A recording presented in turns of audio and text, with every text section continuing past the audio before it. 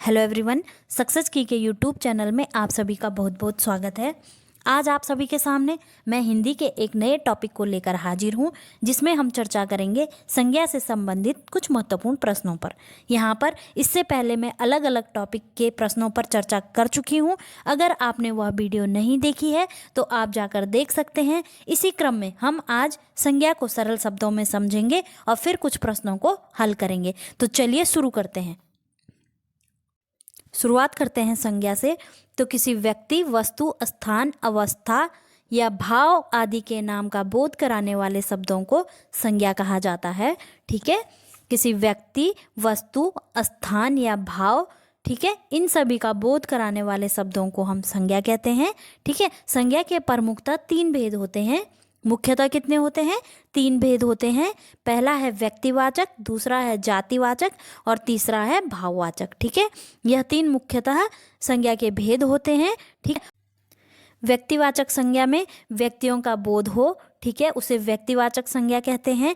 जातिवाचक में संपूर्ण जाति का बोध होता है तो उसे जातिवाचक संज्ञा कहते हैं। और था गुण, दोष, धर्म की अवस्था को हम भाववाचक संज्ञा कहते हैं। ठीक है, और के जो दो भेद और हैं जातिवाचक संज्ञा के उपभेद में जो आते हैं, वह पहला है समूहवाचक या हम इसे समुदायवाचक भी कहते हैं। जहाँ पर किसी समुदाय या समूह का बोध होता है उसे हम समूहवाचक या समुदायवाचक कहते हैं। जैसे कक्षा, सभा, ठीक है, ये सब चीज़ें क्या है? यह समूहवाचक संज्ञा है। और द्रव्यवाचक में धातु जैसे सोना, चांदी, द्रव्य हम किसे कहते हैं? जैसे पानी है, दूध है, तेल है, इस तरह की जो चीज़ें होती हैं वो द्रव्यवाचक में आती हैं। और पदार्थ जैसे गेहूं, चावल, इस तरह के जो सभी पदार्थ हैं वो पदार्थ हैं। तो ये सब चीज़ें किस में आती हैं? यह द्रव्यवाचक संज्ञा में आती हैं। तो इसी क्रम में हम आज का पहला प्रश्न शुरू करते हैं। आज का पहला प्रश्न है प्रश्न नंबर 1। किसी व्यक्ति, वस्तु, स्थान, अवस्था, भाव आदि के नाम का बोध कराने वाले शब्द क्या कहलाते हैं? किसी व्यक्ति, वस्तु, स्थान, अवस्था, भाव आदि के नाम का बोध कराने वाले शब्द क्या कहलाते हैं?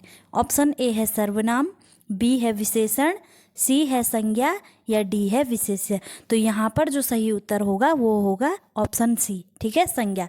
किसी व्यक्ति, वस्तु, स्थान, अवस्था या भाव आदि के नाम का बोध कराने वाले शब्द संज्ञा कहलाते हैं। ठीक है, प्रश्न नंबर 2 है संज्ञा के मूलतः कितने भेद होते हैं? संज्ञा के मूलतः कितने भेद होते हैं? ठीक है, ऑप्शन ए है 2, ऑप्शन बी है 3, ऑप्शन सी है 4 या ऑप्शन डी है 5। तो यहाँ पर जो संज्ञा के मूलतः भेद होते हैं वह 3 होते हैं। ठीक है, कौन कौन से होते हैं? व्यक्तिवाचक संज्ञा, जातिवाचक संज्ञा और भाववाचक संज्ञा। ठीक है, यह 3 क्या है? यह 3 संज्ञा के मूलतः भेद होते हैं। ठीक है, प्रश्न नंबर 3 है संज्ञा के कुल कितने भेद होते हैं? ठीक है, अभी हमने पीछे पढ़ा संज्ञा के मूल कितने भेद होते हैं और अब यहाँ पर है संज्ञा के कुल कितने भेद होते हैं। तो यहाँ पर प्रश्नों पर ध्यान देना है। ठीक है, शब्दों पर ध्यान देना है आपने कि यहाँ पर क्या पूछा जा रहा है। ठीक है, पेपर में आपसे ऐसे पूछ लेगा कि संज्ञा के कुल कितने भेद होते हैं तो आपने कितने लगाने हैं। और अगर पूछता है कि संज्ञा के मूल कितने होते हैं तो वहाँ पर 3 लगाना है। ठीक है, तो यहाँ पर जो संज्ञा के कुल भेद हैं वह 5 प्रकार के होते हैं। ठीक है, कौन कौन से हैं? जातिवाचक संज्ञा, व्यक्तिवाचक संज्ञा और भाववाचक संज्ञा। ये तो मूलतः हो गए, लेकिन 2 और जोड़ के समूहवाचक संज्ञा या समुदायवाचक संज्ञा भी हम इसको कह सकते हैं। और दूसरा है द्रव्यवाचक संज्ञा। ठीक है, इनको मिलाकर यह कुल 5 प्रकार के हो जाते हैं। ठीक है, तो यहाँ पर जो संज्ञा के कुल भेद हैं वह 5 होते हैं। ठीक है, चलते हैं अगले प्रश्न पर। प्रश्न नंबर 4 है गाय कौन सी संज्ञा है? गाय कौन सी संज्ञा है? क्या यह व्यक्तिवाचक है? क्या यह जातिवाचक है? क्या यह भाववाचक है? क्या यह द्रव्यवाचक है? ठीक है, तो यहाँ पर जो गाय है यह जातिवाचक संज्ञा है। ठीक है, ऑप्शन नंबर बी सही हो जाएगा। ठीक है, गाय क्या है? जातिवाचक संज्ञा है। प्रश्न नंबर 5 है पशु चर रहे हैं, रेखांकित पद है। तो यहाँ पर व्यक्तिवाचक संज्ञा होगा या भाववाचक संज्ञा होगा या जातिवाचक संज्ञा होगा या द्रव्यवाचक संज्ञा होगा। तो यहाँ पर जो पशु हैं वह जातिवाचक संज्ञा में आएंगे। ठीक है, तो यहाँ पर ऑप्शन सी राइट आंसर हो जाएगा। अगला प्रश्न है, निम्न में कौन सी भाववाचक संज्ञा है? क्या दिल्ली है, क्या मोहन है, क्या लड़का है या बीमारी है? तो यहाँ पर जो सही उत्तर हो जाएगा वो हो जाएगा बीमारी। भाववाचक संज्ञा यहाँ पर बीमारी है। बाकी जो लड़का है वह जातिवाचक है, मोहन व्यक्तिवाचक है और दिल्ली भी व्यक्तिवाचक संज्ञा में आएगा। ठीक है, अगला प्रश्न है, राज्यपाल में कौन सी संज्ञा है? राज्यपाल में कौन सी संज्ञा है? ऑप्शन ए है व्यक्तिवाचक, बी है जातिवाचक, सी है भाववाचक या डी है द्रव्यवाचक। तो यहाँ पर राज्यपाल में जातिवाचक संज्ञा होगा। ठीक है, ऑप्शन बी यहाँ पर सही उत्तर होगा। प्रश्न नंबर 8 है, निम्नलिखित में कौन सी भाववाचक संज्ञा है? क्या भारत है या लड़का है या मित्रता है या पेड़ है? तो यहाँ पर जो भाववाचक संज्ञा है वो है मित्रता। ठीक है, यानी कि यहाँ पर ऑप्शन सी राइट आंसर हो जाएगा। ठीक है, प्रश्न नंबर 9 है, गरीबों की सहायता करो। यहाँ पर जो गरीब शब्द है वह क्या है? क्या यह विशेषण है, क्या यह विशेष्य है, क्या यह भाववाचक है या जातिवाचक है? तो जो गरीब शब्द है यह जातिवाचक संज्ञा में आता है। ठीक है, ये यहाँ पर ऑप्शन डी सही उत्तर हो जाएगा।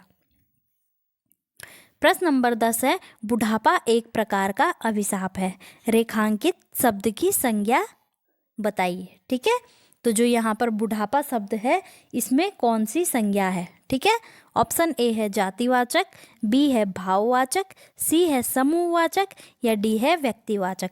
तो जो बुढ़ापा शब्द है इसमें भाववाचक संज्ञा है। ठीक है, कौन सी संज्ञा है? भाववाचक संज्ञा है। ऑप्शन बी राइट आंसर हो जाएगा। ठीक है, प्रश्न नंबर 11 है, जिस संज्ञाओं से एक ही प्रकार की वस्तु अथवा व्यक्तियों का बोध हो उन्हें क्या कहते हैं? जिन संज्ञाओं से एक ही प्रकार की वस्तु और व्यक्तियों का बोध होता है उन्हें क्या कहते हैं?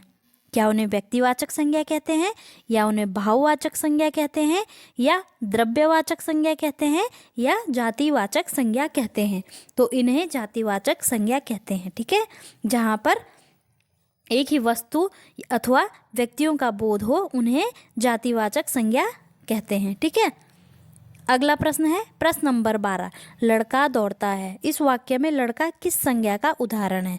ऑप्शन ए है व्यक्तिवाचक, बी है भाववाचक, सी है जातिवाचक और डी है समूहवाचक। तो जो लड़का शब्द है यह जातिवाचक संज्ञा में आता है। ठीक है, ऑप्शन सी राइट आंसर हो जाएगा। प्रश्न नंबर 13 है, निम्नलिखित विकल्पों में से किस विकल्प में सभी शब्द व्यक्तिवाचक संज्ञा आए हैं? ठीक है, ऑप्शन ए है राम, रामचरितमानस या गंगा। ठीक है, बी है कृष्ण कामायनी मिठास, सी है लखनऊ बुढ़ापा आम या डी है ममता वकील पुस्तक।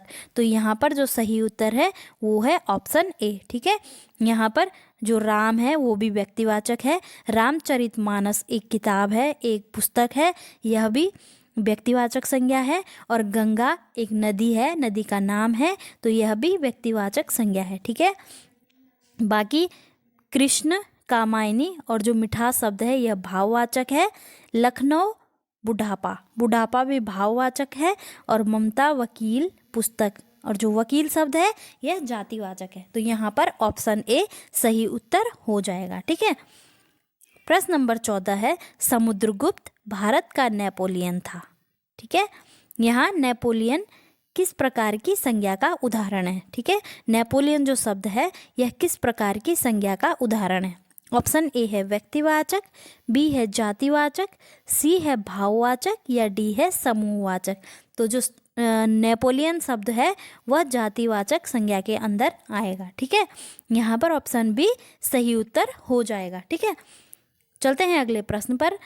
प्रश्न नंबर 15 है, निम्नलिखित में से किस विकल्प में सभी शब्द भाववाचक संज्ञा शब्द हैं? ठीक है, ऑप्शन ए है अमीर गरीब समूह मिठास, या ऑप्शन बी है जवानी खटास पुस्तक गंगा, या ऑप्शन सी है रसीला, कड़वाहट, बुढ़ापा, उन्नति, या ऑप्शन डी है धैर्य, चालाकी, उदासी, सूर्य। ठीक है, तो यहाँ पर जो सही उत्तर हो जाएगा वो होगा ऑप्शन सी रसीला, कड़वाहट, बुढ़ापा, उन्नति। यह सारे जो शब्द हैं यह भाववाचक संज्ञा के अंदर आते हैं। ठीक है, तो यहाँ पर ऑप्शन सी राइट आंसर हो जाएगा। प्रश्न नंबर 16 है जातिवाचक संज्ञा शब्द है। यहाँ पर जातिवाचक संज्ञा शब्द कौन सा है? ऑप्शन ए है कामायनी, ऑप्शन बी है आम, ऑप्शन सी है रसीला, या ऑप्शन डी है वकील। तो यहाँ पर जो जातिवाचक संज्ञा शब्द है वो है वकील। ठीक है, ऑप्शन डी सही उत्तर हो जाएगा। प्रश्न नंबर 17 है मीठा की भाववाचक संज्ञा होगी। मीठा की भाववाचक संज्ञा क्या होगी? ऑप्शन ए है मिठाई, बी है मीठी, सी है मिठास, या डी है मधुर। तो यहाँ पर जो सही उत्तर है वो है ऑप्शन सी मिठास। ठीक है, मीठा की भाववाचक संज्ञा मिठास हो जाएगी। प्रश्न नंबर 18 है सुंदरता में संज्ञा है। सुंदरता में कौन सी संज्ञा है? क्या व्यक्तिवाचक है, क्या समूहवाचक है, क्या जातिवाचक है, या भाववाचक है? तो यहाँ पर जो सुंदरता में संज्ञा है वह भाववाचक संज्ञा है। ठीक है, ऑप्शन डी राइट आंसर हो जाएगा। प्रश्न नंबर 19 है राष्ट्र की भाववाचक संज्ञा है। राष्ट्र की भाववाचक संज्ञा क्या है? ठीक है, ऑप्शन ए है राष्ट्रीय, बी है राष्ट्रीय, सी है सौराष्ट्र, या डी है राष्ट्रीयता।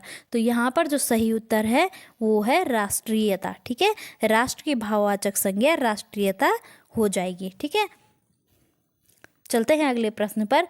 संज्ञा का प्रकार नहीं है। संज्ञा का एक प्रकार यहाँ पर नहीं है। ठीक है, ऑप्शन ए है व्यक्तिवाचक, बी है देशवाचक, सी है जातिवाचक, या डी है भाववाचक। ठीक है, तो यहाँ पर व्यक्तिवाचक भी संज्ञा का प्रकार है, जातिवाचक भी संज्ञा का प्रकार है, और भाववाचक भी संज्ञा का प्रकार है, लेकिन देशवाचक जो शब्द है यह संज्ञा का प्रकार नहीं है। तो यहाँ पर बी राइट आंसर हो जाएगा। ठीक है, अगला प्रश्न है भाववाचक संज्ञा के अंतर्गत आते हैं। भाववाचक संज्ञा के अंतर्गत कौन कौन से शब्द आते हैं? ठीक है, ऑप्शन ए है पशु पक्षी, बी है दिशाएं, सी है गुण दोष, और डी है आभूषण। तो यहाँ पर जो ऑप्शन सी है गुण और दोष, ठीक है, यह भाववाचक संज्ञा के अंतर्गत आते हैं। ठीक है, ऑप्शन सी राइट आंसर हो जाएगा। प्रश्न नंबर 22 है हरियाली है। हरियाली है, क्या यह जातिवाचक है, क्या यह समूहवाचक है, क्या यह भाववाचक है, या विशेषण है? तो जो हरियाली है यह भाववाचक संज्ञा है। ठीक है, कौन सी है? भाववाचक संज्ञा है, ऑप्शन सी राइट आंसर। ठीक है, प्रश्न नंबर 23 है स्त्रीत्व शब्द में कौन सी संज्ञा है?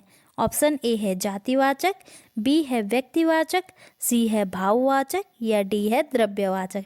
तो जो स्त्रीत्व शब्द है इसमें भाववाचक संज्ञा है। ठीक है, ऑप्शन सी राइट आंसर हो जाएगा। ठीक है, स्त्रीत्व शब्द भाववाचक संज्ञा है।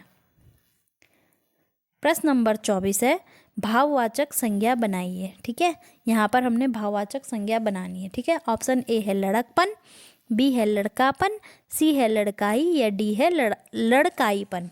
ठीक है, तो यहाँ पर जो सही उत्तर होगा वो होगा ऑप्शन ए लड़कपन। यह क्या है? यह एक भाववाचक संज्ञा है। ठीक है, और आज का अंतिम प्रश्न है निम्नलिखित में भाववाचक संज्ञा कौन सी है? निम्नलिखित में भाववाचक संज्ञा कौन सी है? ठीक है, ऑप्शन ए है गुरु, बी है वीर, सी है मनुष्य, या डी है शत्रुता। तो यहाँ पर जो भाववाचक संज्ञा हो जाएगी वो होगी शत्रुता। ठीक है, यह क्या है? यह भाववाचक संज्ञा है। तो ऑप्शन डी राइट आंसर हो जाएगा। ठीक है, तो आज के लिए इतना ही। मिलते हैं कल नेक्स्ट वीडियो में। तब तक के लिए आप पढ़ते रहिए, प्रयास करते रहिए। धन्यवाद।